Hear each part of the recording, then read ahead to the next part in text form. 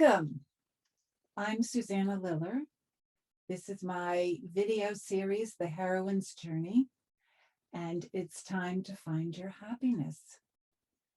This is my 9th video in this series, and it's hard to believe, but it is. And where we are, we've talked about what the heroine's journey is, how it's related to the hero's journey. We've talked about the map. We've talked about the call and refusal of the call and why it's important to answer your call. And so this time we're going to talk about a particular phenomenon that happens when you get to the point where you're answering the call and ready to cross the threshold into a unknown territory on an adventure, and this character shows up. The threshold guardians. So tell me who talks to you like this. You're not smart enough. You'll never get there. You'll never be able to make enough money. You're too old. You're too young. You should be ashamed thinking you want to do that. Who do you think you are? Who do you think you are? You'll never, ever do what you're trying to do, what you think you want to do. You'll never meet that goal. Who talks to you like that? Do you have a friend that talks to you like that? Or maybe your parents? That's a threshold guardian voice. And what does that do to you when you hear it? How do you feel? Maybe you're like a particular client that I had that said, oh, that voice. Well, I think you're supposed to do what they say. You're supposed to listen to them. So do you think it's an authoritative voice that you're supposed to obey? Do you hear it a lot? Does it come up for you a lot in your life? And how do you feel when you hear it? Do you feel threatened and put in your place, or maybe ashamed, or just lousy to hear that voice?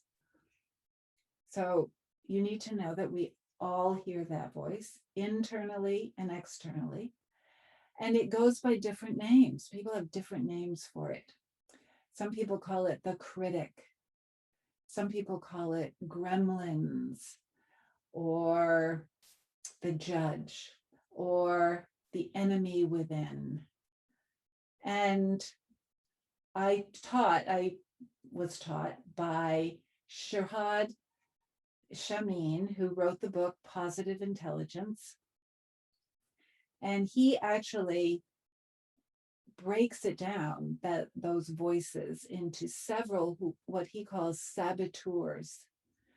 And actually has 10, with the judge being the major saboteur that throws us off our track, whatever we're trying to do. And it's an excellent book, Positive Intelligence. And you can even go to his website, ShirzadShamin.com.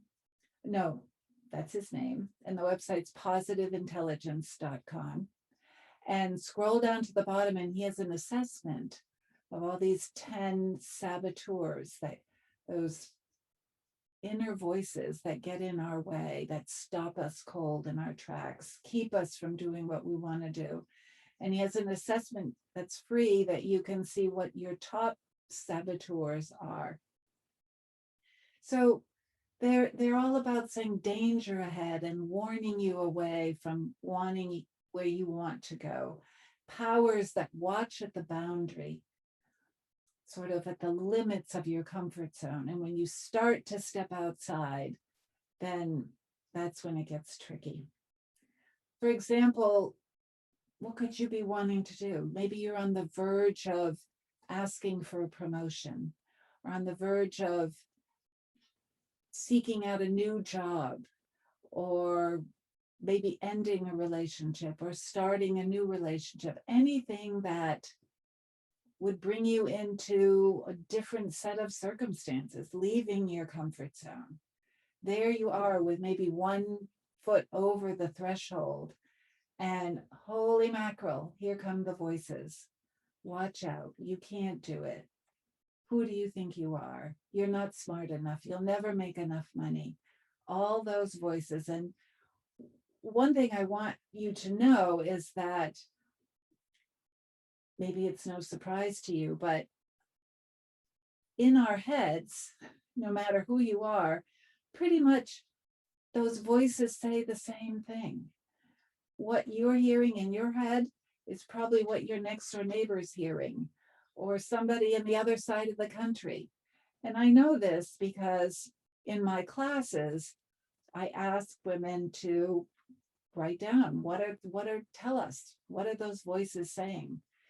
And they write them down and they hand them in to me, and I look and they're saying basically the same thing.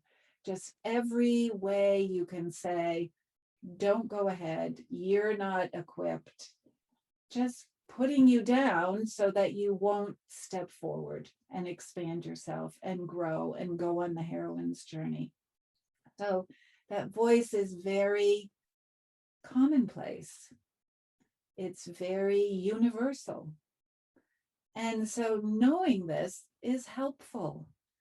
Don't think you're any different. Everybody hears those voices, and we're going to be talking in videos to come what to do about it. But in my book, You Are a Heroine, a retelling of the hero's journey, I have some of those. I will look like a failure. People are always afraid to think that they're going to look dumb, or they're going to look like they don't know what they're doing. So why try something new? I will feel foolish. I will be alone. I won't be strong enough. It will be too difficult. I will fail. I don't know how. I don't have enough money. I won't make enough money. My expectations are too high. What if I'm not good at it? What if people get angry with me or hate me? What if my reputation is shot? Nothing will come of it. It's too big a time commitment. I should be doing more productive things. So all of these things coming at you now, very often they're internal, and very often they're internal and external. So externally, there are people around you, maybe your very closest friends and family, who are saying similar things. What are you trying to prove? Why do you have to leave? You'll never make it. It's too hard. There's too much competition. It's not going to give you the kind of money and fame that you think it's going to give. Why do you have to make something more of yourself? You're just fine the way you are. Is the grass isn't greener on the other side. Why do you always think the grass is greener? Just stay where you are. Why aren't you happy where you are? These are things that maybe your husband or wife will say to you, or your parents. And we'll talk later in another video as well about why would that be hard for people around you, that you're having a plan, that you want to do something to elevate you or go on your own heroine's journey. Why would it bother them if they're, in your comfort zone? What you're leaving behind, you can still be with them. You're just trying something new. Why should that threaten them? So we'll talk about that too. So an example always, because this particular pattern of the hero's journey, the heroine's journey, comes from literature and stories that have been told for thousands of years in all different cultures. Why should this be relevant to you? And where would an example of this be in a Hollywood movie or in a story? And Star Wars is always a great example. And so the threshold guardians in Star Wars, if you think about We've already talked about Luke getting the call to leave. His aunt and uncle have been killed by the Empire. He meets his mentor, Obi-Wan Kenobi, who says, we have to go and find a way to get out of here. And they go to a cantina. They take Luke's mode of transportation to get there and go into this space bar, a cantina, and there's a perfect representation of what scary threshold guardians might look like. Again, warning you off to go any further on the adventure. And George Lucas came up with every possible kind of crazy character with different heads and noses and ears. And it's just a wonderful conglomeration of threshold guardians. And we'll talk about the movies and what other kinds of examples we can find of threshold guardians in movies. But definitely, threshold guardians appear in every book or movie where a heroine or a hero is starting out on an adventure, as they do with us.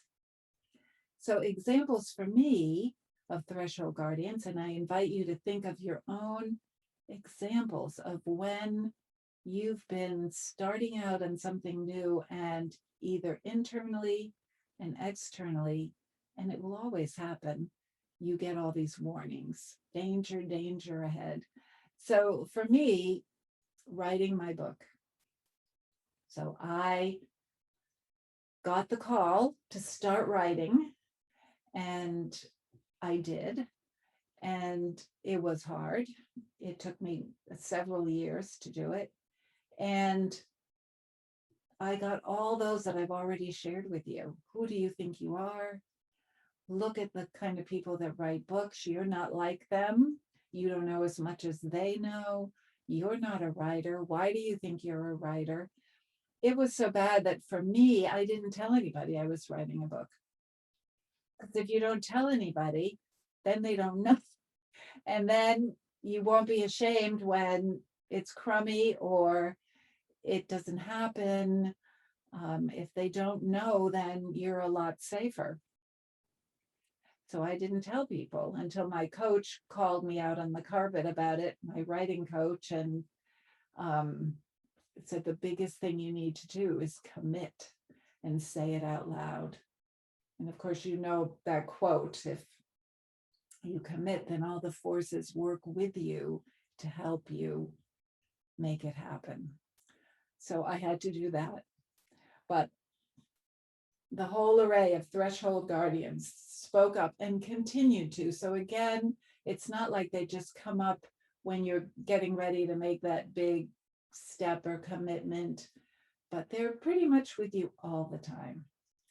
And another example was when I was getting ready to get divorced and had to steel my courage and tell my ex-husband, which led to me having to tell my children, and everybody else began to find out.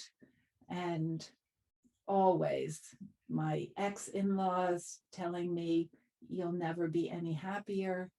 Nobody's ever really happy in a marriage. It just kind of is the way it is. Why do you think it's going to be better? Worried about what was going to happen to me. Will I have enough money? What am I going to do? Everything, you're thinking about survival. And so all those survival questions come up for you. And again, for me, it was internally and externally. And we're going to be talking about how do you deal with this when you're going through it? How do you talk back to these invisible and visible people? The one thing that really worked for me, and I was just talking to a coaching client about this today, this morning, that if you have something you can substitute immediately to take the place of whatever the threshold guardian warning is, So if they're saying, who do you think you are? Or whatever they're saying, it's bringing up fear in you. So how can you kind of plug the hole in the dike so you can stop hearing it? And what I did during my divorce, what gave me comfort, was the 23rd Psalm, which is, the Lord is my shepherd, I shall not want. He maketh me lie down in green pastures. And I don't know it by heart now, but then over 30 years ago, I did.